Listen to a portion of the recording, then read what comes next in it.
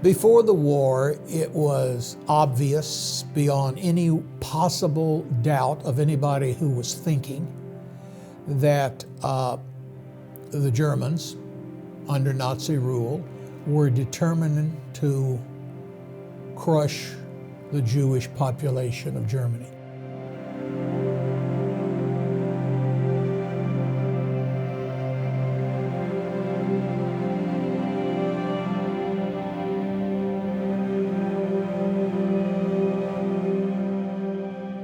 That as Hitler came to power and the Nazis became more powerful in Germany and around Europe, people began to get very, anxious would be a mild term.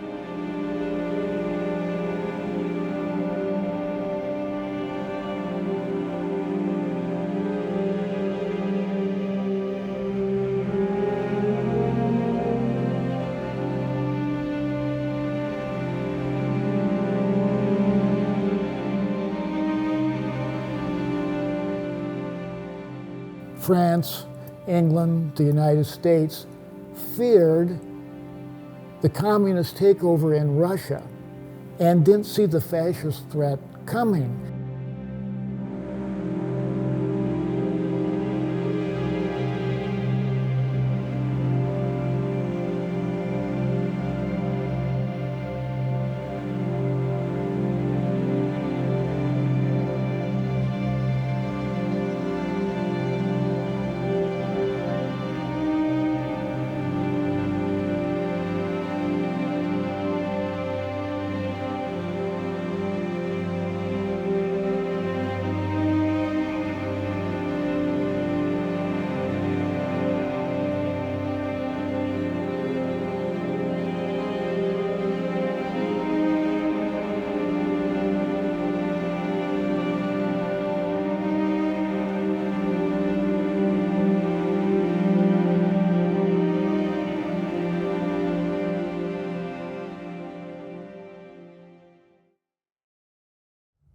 I haven't been down here in over 30 years.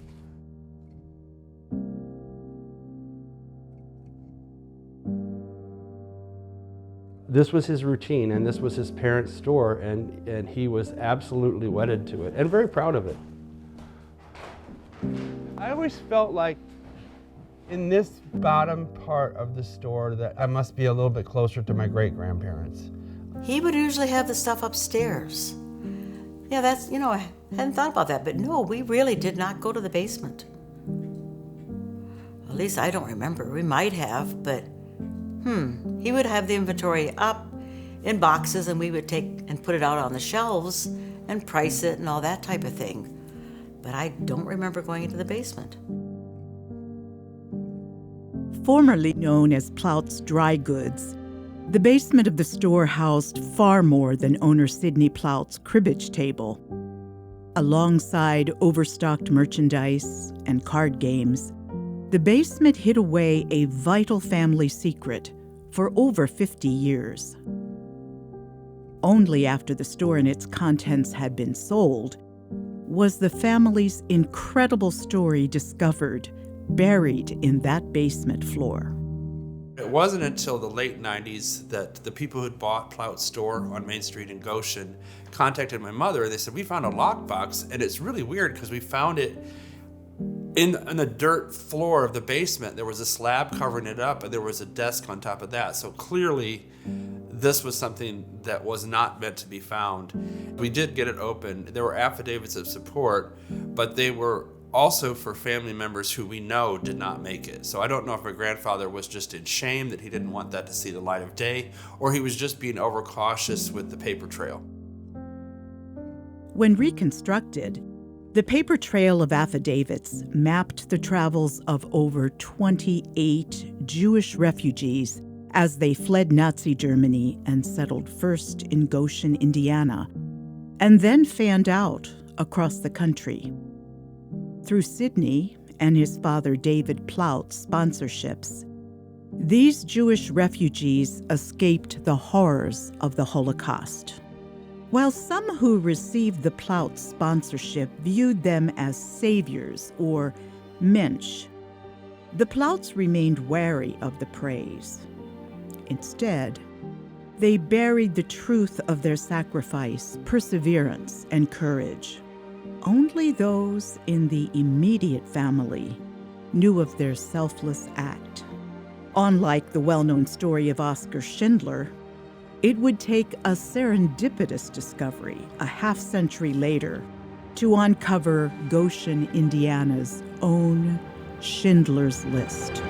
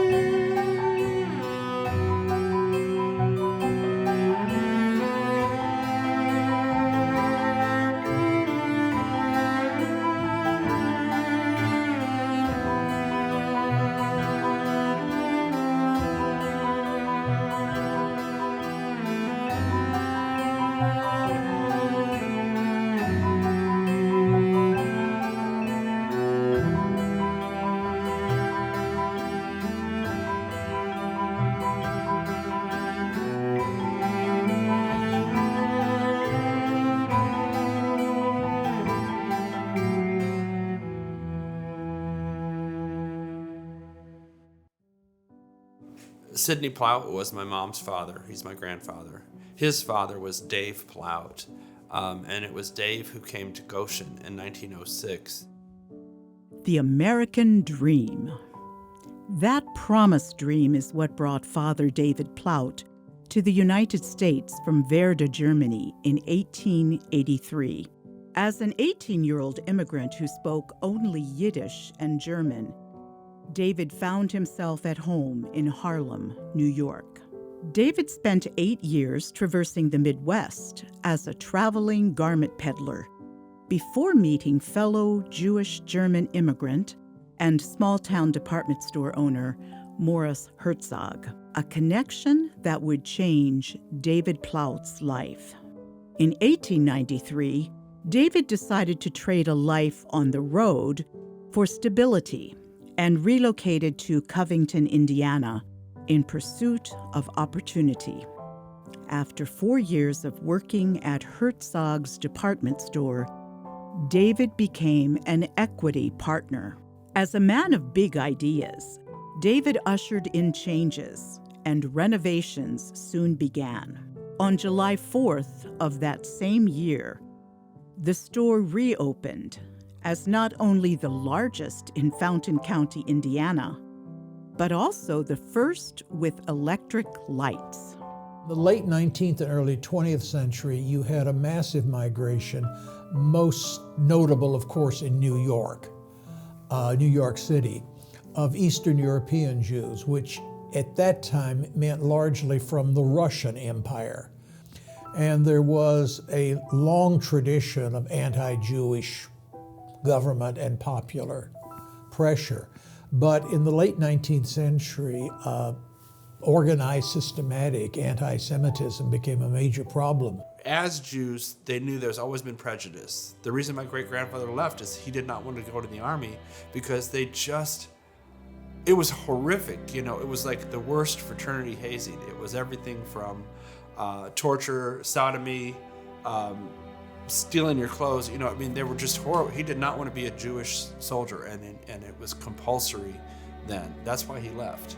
Almost everywhere outside of Germany, the Jews were unwelcome. And that's the great irony. Up until 1933, when the Nazis take power, the Jews were, in many ways, better off in Germany than they were almost anywhere else. They were not an enormous, very large, but a very successful, well-integrated part of the population. Highly successful in business, retail trade, for example. There are good reasons for that because traditionally Jews had been excluded in Europe from many occupations. Retailing they were free to go into, and they did well at it. After working in the U.S. for 22 years, David officially became a U.S. citizen in 1905, 5 years after marrying his old boss Morris's daughter, Betty Herzog. They then moved to Goshen, Indiana, and purchased 121 South Main, existing previously as the German Block. The Jewish-owned and operated storefront needed a facelift. Taking cues from Covington, David introduced a blue awning to the red and white facade. With the new branding and David's radical commitment to quality and customer service, the store flourished, quickly becoming one of Goshen's prime luxury shopping stops.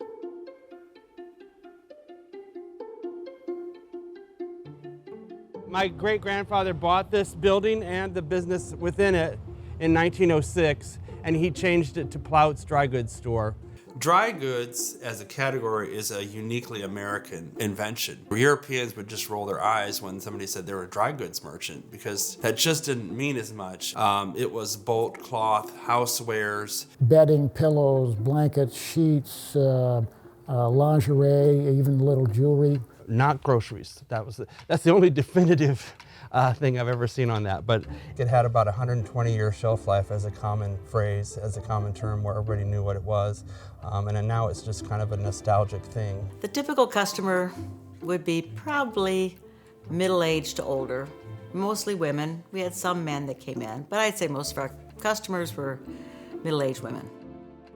Goshen had a number of Jewish merchants, and they did have a strong concentration, mostly of what they call Ashkenazim, German, Western Jews. The irony about when they bought the existing store, it was called the German Block, and so it was really comfortable for them to talk to this previous owner who was German, who was established for many years in Goshen and was Jewish, and so there was an immediate network for them. But I think later on, they disassociated themselves with that and became much more interested in the whole economy. People came to South Bend or Goshen or Pittsburgh or wherever, generally because they had family or because of a friend or a friend of a friend. So they came to communities where there was some connection. Through the beginning of the 19th century, Jewish immigration to the U.S. continued to rise. Over 500,000 Eastern European Jews had been coerced out of their homes by persecution and from a lack of economic opportunity, which led them to seek refuge here in the United States of America. Even when I was older, I really didn't have an idea. Only later did I realize how many of the merchants on Main Street were actually Jewish. Finkelstein's was one, Shapiro's, which was later Harlan's. Well, Harlan is not a Jewish name, but that was just a name. The biggest store in town was a 3-floor store called Klein's. I don't know if it's still here or not. It's probably gone. It was easily the biggest store in town. I had no idea. We had no idea they were Jewish. In 1917, the largest immigrant minority in the United States was people from Germany. And that has been largely forgotten because German Americans, to prove their patriotism, under pressure in many cases, became less German. In Iowa, for example, it became illegal to speak German on the telephone. They were afraid, of course, of German spies. Now, if you could imagine what a German spy could possibly have wanted in Iowa, you're better than I am. My ancestors came to this country directly from Switzerland in 1738 and always spoke Pennsylvania Dutch, even had Dutch school.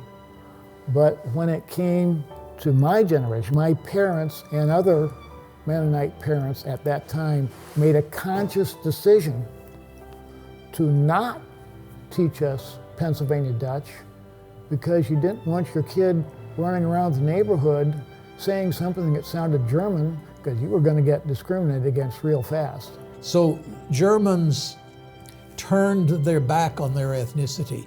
Many of them changed family names. German newspapers were suppressed. German language newspapers were quite popular. For example, one in Evansville, Indiana was suppressed. It was supported President Wilson, but it was published in German and people said, that's unpatriotic. in the view of my great-grandparents, getting ahead was much more important than keeping the faith. I mean, I know my grandfather said my dad could not describe enough how great he thought this country is. His great joy was seeing people established here in this country and starting a business. So I don't think it meant as much to them that the Jewish community in Goshen was eroding, because they wanted to assimilate. They wanted their child to be fully American. Why would you want to avoid saying you were sponsoring a refugee family? Probably because there was a fair chance that some of your neighbors might not like the idea that more foreigners, if you will, were moving into their community. It was unsurprising that the Plouts wanted to hide their immigration efforts. Sponsoring immigration was expensive and complex, especially if you didn't want to have your personal matters questioned. Relationships paid off once again for the Plouts, as David received a tip about the looming stock market crash. While the Depression was trying for most, those in the know were able to avoid hardship. Plout's dry goods store would survive the Depression and remain a fixture on Main Street through the 1920s and 1930s. You know, this is such a cliche, but my great-grandfather wanted his son to be a doctor. So he went to the University of Michigan, and he was very spoiled, I think. And so he went to the University of Michigan with a car and an expense account, and he just partied. And I don't know what really happened, but he was asked not to return. So I think he came back in relative disgrace to Goshen, and his dad just said, okay, you can help at the store. And it was many years later that my grandfather became the manager. But I think my great-grandparents really wanted him to get up and out, you know, and becoming a doctor was to them a dream. On March 2nd, 1928, David gave Sid an opportunity to make something more of himself, this time in the form of cash. To mark the occasion of Sid's 21st birthday, David liquidated most of his stock holdings and gifted his son $45,000, the equivalent of almost $700,000 today. Their reputation was that it was really, really good quality. You know, he was maniacal about that. I think Mr. Plout had definitely high opinion of what the store was to be like, and he was very, very careful about the inventory in the store. Things had to be displayed nicely. If anything was messed up, it was very important that we get them back in order right away. He was very meticulous about a store that was well cared for. You know, that store was a really special place, and I still have people, you know, if they find out I'm related to the Plouts, they'll say, oh my gosh, that was my favorite store. Mr. Plout was so good to me. When he died, a couple of the former employers came to me and said, I don't know if you know, but your grandfather put me through IU. I had no idea. So the quality of merchandise was important, but he also believed in taking care of people. So he knew he wasn't paying the best wage, but he had sales ladies that were there for 30 or 40 years. Mr. Plout as a boss was interesting. He was a unique personality. I mean, we were comfortable around him, but you never felt excessively friendly. He wasn't a huggy, warm type of person. He was a little bit more aloof, perhaps, but, you know, fine to work for. Mr. Plout was good friends with several of the shop owners, particularly Mr. Newell, who owned Newell's women's clothing store, just about a block away. But they always ate meals together, and usually the man from Sorg Jeweler, I can't think of his first name, but there was a group that they always ate together at Myers Drug Store, which is just about 3 buildings down. And so there was definitely a camaraderie there amongst the shop owners that was very, very evident.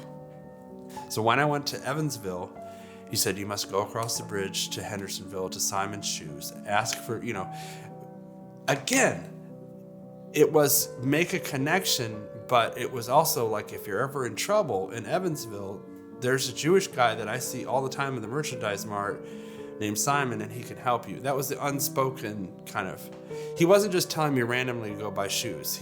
And every place I went, when I went to San Francisco, he said, you must find Cyril Magnin. And I was like, Magnin was the really amazing high-end department store. Cyril Magnin was as unapproachable, but if I had called him and said, I am Sidney Plaut's grandson from Elkhorn, Indiana, and I need help, or I need a job, or something like that. So that was the interesting thing. The cultural Judaism continued till my grandfather died.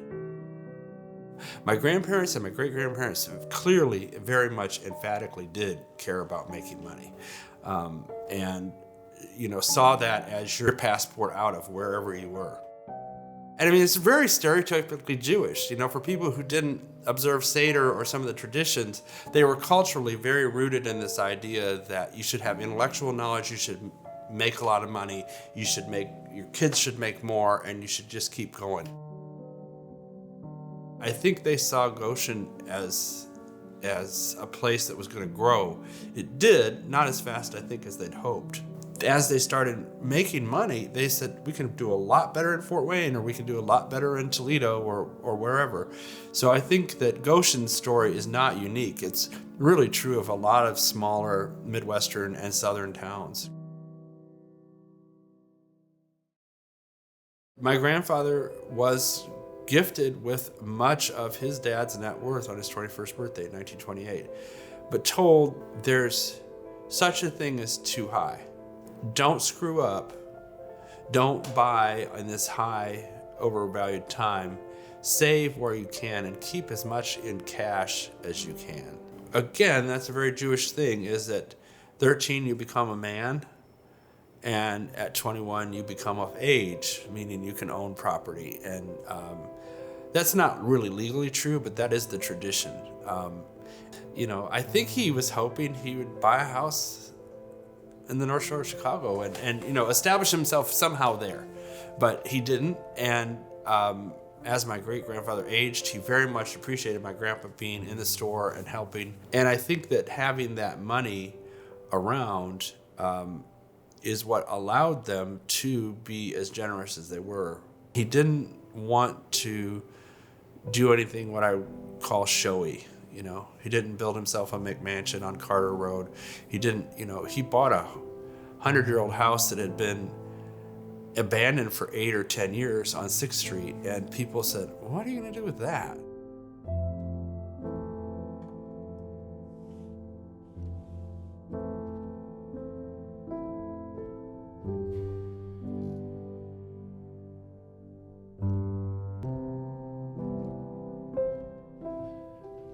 When my grandparents bought this house, they were about 8 months to a year away from the Nazi invasion of Poland and Czechoslovakia, and so this was one of the last exports out of Czechoslovakia. This was a chandelier that they installed in 1939, and the new owners have graciously restored it.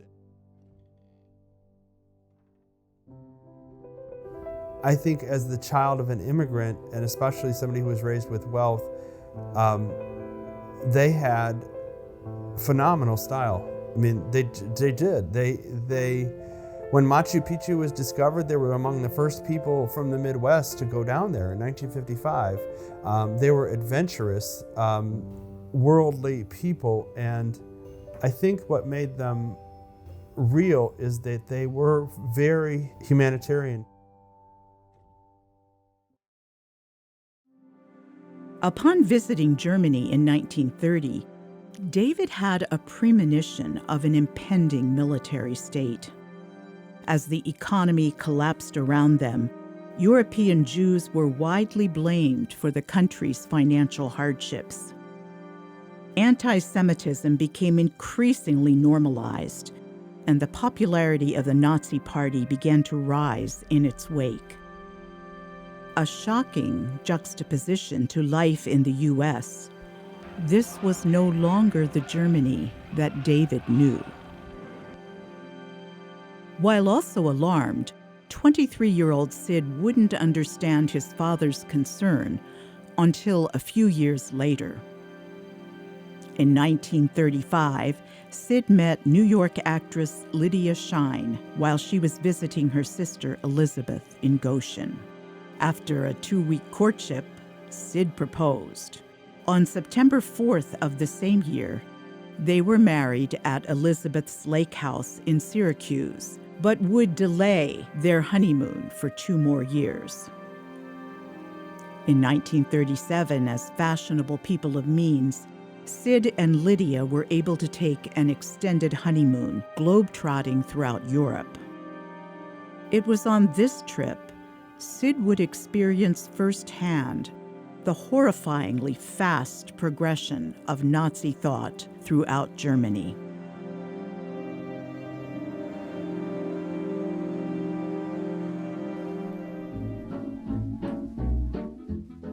My grandparents took a delayed honeymoon in 1937 to Europe, and it was my grandmother's wish to go through the Mediterranean, so they took a Italian liner. It stopped in Tangiers, in Algeria, and then to Naples. And I think they were really, really shocked by the Mussolini fascist machine in Italy. It wasn't the Italy that my grandfather remembered. My grandmother had never been to Europe, but she knew this was not right. There was no restriction. Americans could travel to Germany right up until the start of the war. German tourist office advertised. They advertised in National Geographic, for example. So the Germans were encouraging American tourists. If you wanted to go, you could. The Plouts began their honeymoon on a cruise liner through the Mediterranean and were shocked to see the ideology of Mussolini's leadership in action. Leaving Italy, the pair headed for Germany to see the Plouts' ancestral homeland, where they would face up close the power and terror of the Nazi regime. So they did travel. Their plan was to travel for 3 or 4 months in Europe, and they made their way up to Germany through Switzerland.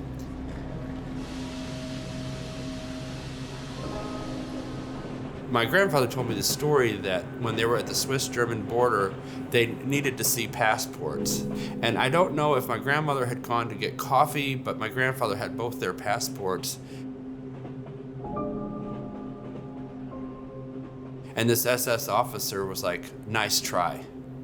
You know, he just thought this was a forged US passport. And when he spoke German to my grandfather, even though my grandfather was a natural US citizen, he understood, and that made the SS officer even more suspicious. How would you so readily, understand my German? And so finally, my grandmother came back and just said, why would a Jew want to get back into Germany?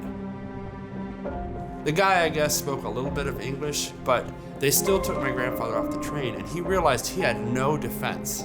They were morally outraged, but they knew even then, as visiting Americans, they couldn't really speak out. Because my grandfather, though not practicing, it was a Jew. And they were afraid. I mean, they were really afraid while they were there for the Jewish population.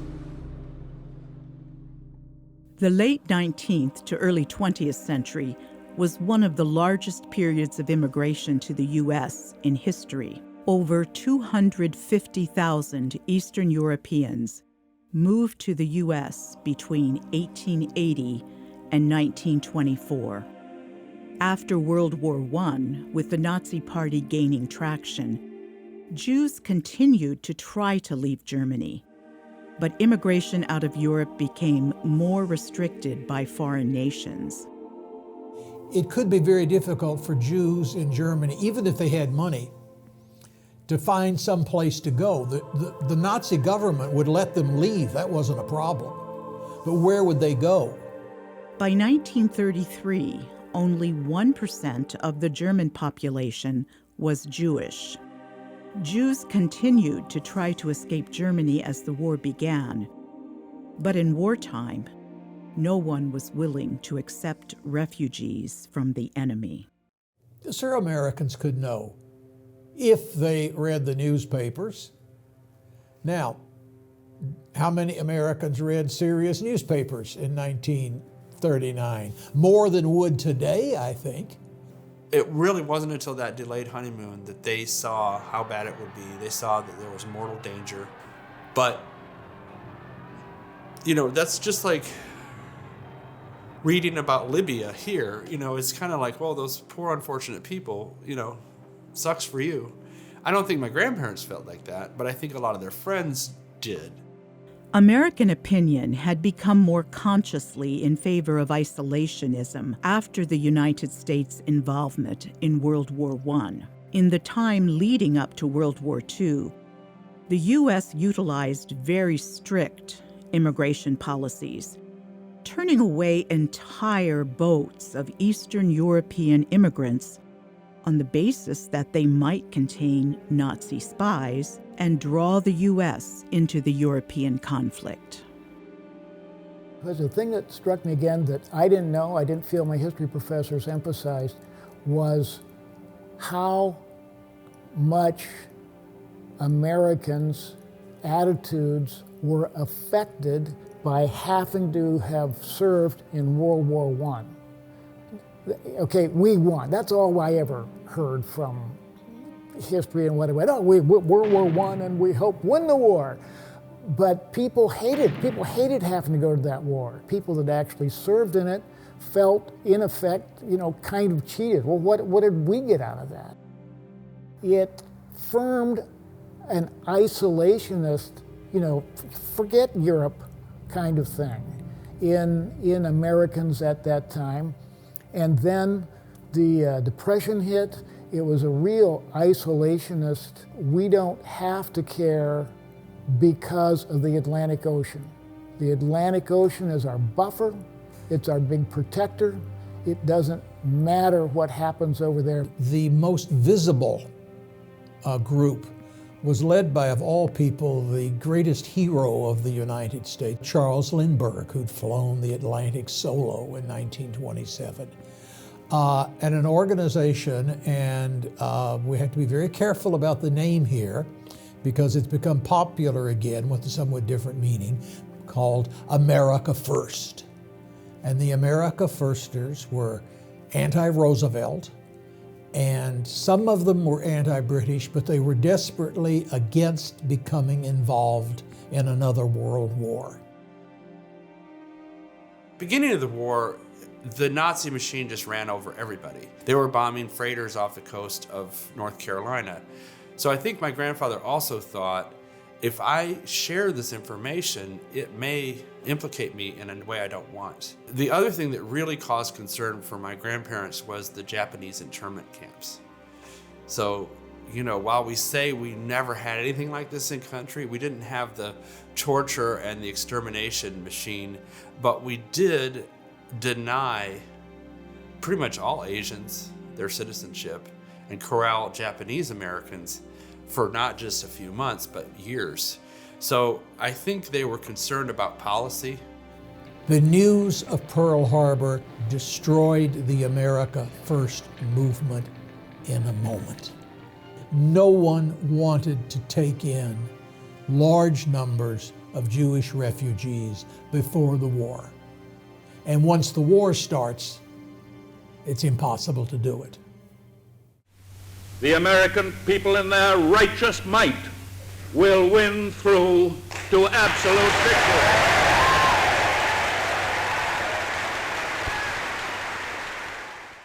Before the war, it was obvious beyond any possible doubt of anybody who was thinking that the Germans, under Nazi rule, were determined to crush the Jewish population of Germany. The Nazis were not subtle about their anti-Jewish policy. Now, what did this actually mean? Now, that's where it gets much more complicated. The more and more I've researched and looked at those eras, the more and more I've come to understand how greatly, vastly, France, England, the United States feared the communist takeover in Russia.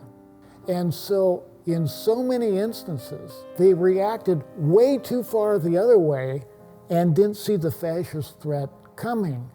It's all economics. It's not religion. It's all economics. People understood that things were, the euphemism is they were very bad in Europe. In the 20s, they were bad because life was very hard and people were very poor, and because there were pogroms where there was violence against Jews and other minority people. By 1938, the Nazi persecution of the Jews was obvious. It was in headlines around the world. Kristallnacht, breaking of the glass. All the Jewish stores were in Germany overnight were smashed. This should have made it clear to every Jew in Germany that you should get out if you possibly can.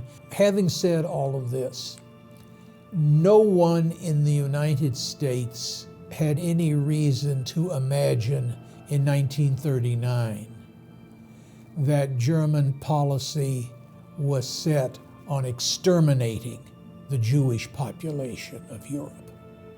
By the time Poland was invaded in 1939, I think that people started drawing conclusions about what was going to happen to the Jews. But I think they still hoped it would just be work camps, because prior to that invasion, they weren't really death camps because it was the Depression and they needed workers. So the hope was, take the Jewish assets to fund our buildup, then the Jews themselves can take the place of factory workers and farm workers, which we desperately need. Even in Germany, many of the Jews thought it was something that would pass. Jews had been persecuted off and on for centuries. They had survived. It's something that was very, very difficult to imagine that any government would attempt to murder millions of civilians. Killing people in battle is one thing. Bombing cities, yes, that was a fear. But actually rounding up people from their homes and killing them was beyond imagination. Goebbels, what did Goebbels say? Goebbels said, tell a lie, tell it big, tell it often, and they will believe it. And so what do we have? What do we have today? With declarations of war seeming imminent, it became far more difficult to get people out of Germany. While other countries were aware of the existence of concentration camps, few had complete information on the extent their persecution reached. The combined efforts of individuals like the Plouts, pulling Jews out of Germany one at a time, made a big difference. Their methods were less noticeable, but they were able to collectively save many lives over the course of the war.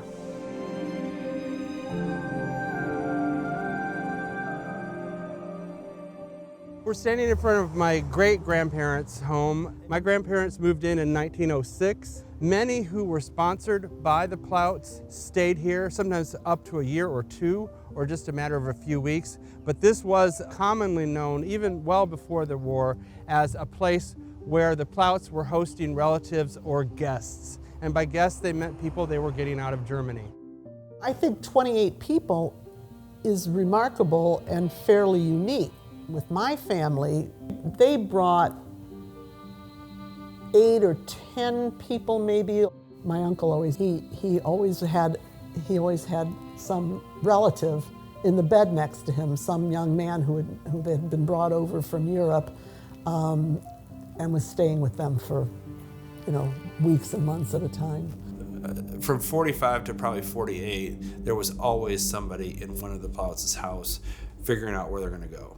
But none of those people were relatives to the Plouts. They were people who were available to take the visas and come through as they did. And that was what they did. They didn't just say, you can stay here forever. They'd say, oh, you're a cattle dealer? We know somebody and you can do this in Millersburg, or this is where you're going to go. So have some mail that originates from 5th Street, but then we'll get you on your way. The Plouts used their own savings to sponsor as many individuals as they could. They first attempted to find relatives in Germany, and if that was unsuccessful, they would find information about others they could sponsor for immigration. It is my intention and desire to have my relatives, whose names appear below, at present residing at Siegen, Westfalen, Frankfurt, and Duisburg, Germany, come and remain with me in the United States until such time as they may become self-supporting. The above-mentioned aliens' desires to come to the United States are because of religious persecution. Each sponsorship form was carefully worded for the best chance of success. They claimed every immigrant was a close family member and that they would be staying with them in their 10-bedroom home to appear as if they could provide for all 28. We have a large house with ample room and are able and willing to support them as one of our family. However, the reality was far different. The Plouts counted on the government never following up on their actions. We are extremely anxious to have our cousins come and make their home with us, and make this affidavit as an assurance of our willingness and financial ability to do so. We are attaching hereto our hands and seals this 13th day of May, 1940. David Plout. He kept using on those applications that he had a 10-room house. And, I don't know if they ever compared, but, if there's 28 people who are going to come to a 10-room house, that would be, but you could see that as the years wore on, they got a little bit more sophisticated about what they disclosed and what they were aiming for. But the bottom line is they were responsible for all those people. A lot of the stuff that went on was, it wasn't back street, but, more was accomplished in a low-key manner with relationships between two people, between a family member and perhaps a city official or a congressman or something. More was accomplished in that way than with pronouncements from the pulpit of the synagogue. There was some alternate IDs to get people in some kind of passage, and certainly there was some, I would call it payola. I'm sure they paid officials if they could. Upon arrival in the U.S., the Plouts would host the new immigrants and find them jobs as quickly as possible to assimilate. One by one, the 28 came over by boat, some even having to go through Cuba when the U.S. stopped allowing direct immigration from Germany. The expenses in connection with the obtaining of a Cuban permit amount to $250 for each person more than 18 years of age. It is understood that all risks in connection with the whole transaction at large, as well as with the procedure in detail, must be assumed by the applicant. When the U.S. declared war on Germany, the red tape became impossible. No one could get out. The borders would be closed to immigration until after the war ended. But by then, it would be too late for over 6 million Jews.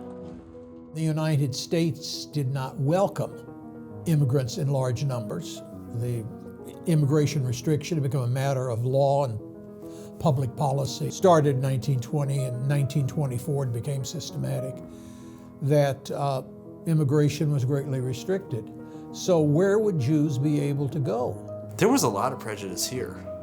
Everything from too bad from them to the effing Jews control all finance, and it's about time we got ours back.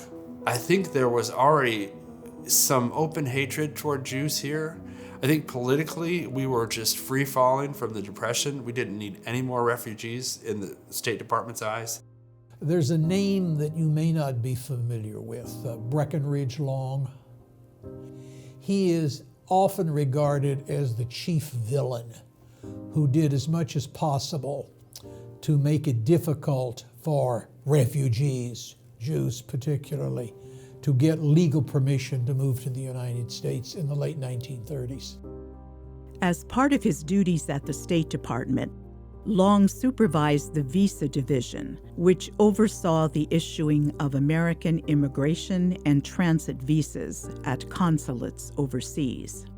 The U.S. consulates in Europe, particularly in Nazi Germany and the territories it had annexed or invaded, were overwhelmed with people, many of them Jewish, requesting help with immigration.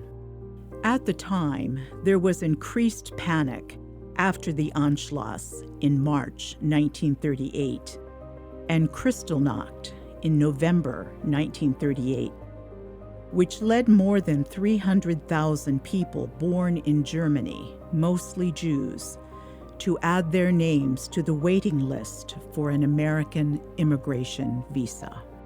Most families, they didn't talk about it. Understandably, people wanted to just forget it ever happened, not burden their children, not be different. A lot of the active Jewish community who looked at the Holocaust can pretty much all confirm the United States had almost like amnesia, that they just didn't want to deal with the enormity of that persecution. It was counter to the sympathy you would want. It was so revolting that nobody wanted anything to do with that. That legitimized it, but I think my grandfather felt worse, like he could have done more. My mom had no idea till she was a young woman in 1967 and she saw the movie Night and Fog. The Presbyterian Church was showing it one night. My dad said we should go. She had no idea. My mom fell apart. She saw, hundreds of corpses being bulldozed, and it's just this graphic.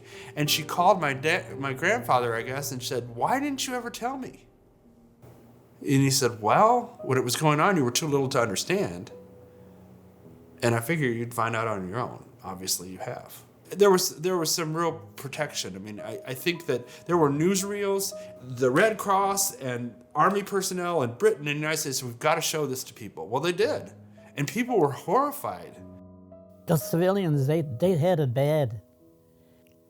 A lot of them were digging into the garbage cans and, looking for bread or some food that some of the GIs would throw into the garbage can after we got through eating. They would be gassed, put them in an oven and gas them and then burn them. And some of them people were just skin and bones. Their belly was swelled. They could hardly talk and move. And GIs would give them, maybe a sip of water and something like that. And they couldn't give them much because then they would vomit. In those days, we didn't talk as freely about mental health issues. And, these were existential, right at the core of your being kinds of situations where people had lost parents and siblings and so on and so forth, and had lost them in terrible, terrible ways. There was nothing natural about it. Sid never shared with his family about the specifics of what he and his father David had done, or even the broader issues he saw abroad in Europe. I got some pretty good anecdotal stories from my grandfather, but I don't think he would ever do this. I don't think if you ran the cameras in 1955 and asked him to speak to Rotary or something about his Holocaust rescue, he would absolutely refuse because he did not want credit for it. And I think there was always that guilt that they survived. His dad had come here a generation before. They were completely divorced from the chance of being herded onto a boxcar.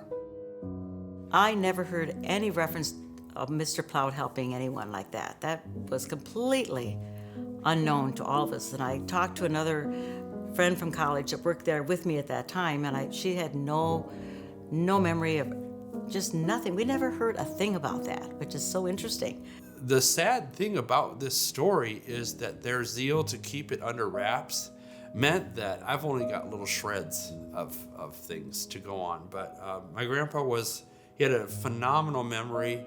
I asked my Uncle David what he remembers of this, and he said, I know of it, and I don't recall that we ever discussed it as a family. There wasn't really a call to action, you know. I don't even think with some of the big Chicago congregations, I don't think there was. I don't think they had support in this community. In other words, when they got back from that honeymoon, there wasn't a relief organization they could tap into. You know, there were Jewish advocacy groups, but they were more for U.S. Jews or what was considered Zionism, trying to settle Palestine. In the later part of the 1940s, when the Jewish Federation, or the Jewish Council known at the time, got organized and started a newsletter and had a board of directors and so on and so forth, you know, there are articles in the newsletter about well over $100 million being the fundraising goal for the Jewish communities, primarily in the United States, but I guess technically around the world, to raise money to bring people out of the refugee camps in Europe and bring them to the United States, or at that time it was Palestine. But I remember when we were talking about creation of Israel, he said, you know, I mean, the Jews left. That's what the diaspora is, right? And so we reflexively feel guilty about the Holocaust. There has to be a safe place. You're putting them there? How about Sardinia? Nothing's going on in Sardinia. We can just, it's warm, it's tropical, you could build an airport. You know, so I think that he was radical. He did not toe the line. This story just shows, you know, you can save lives. You don't have to be, you know, this massive relief agency. You don't have to necessarily be a politician. But standing up for something and following through is, you know, really important. I mean, I just think of what risks there were. You know, they had a business, they had family, there was nothing threatening them. Plout's dry goods store succumbed to the competition of the new shopping malls and big box stores in the late 1970s. It was the gradual decline of small-town retail that closed the Plout store.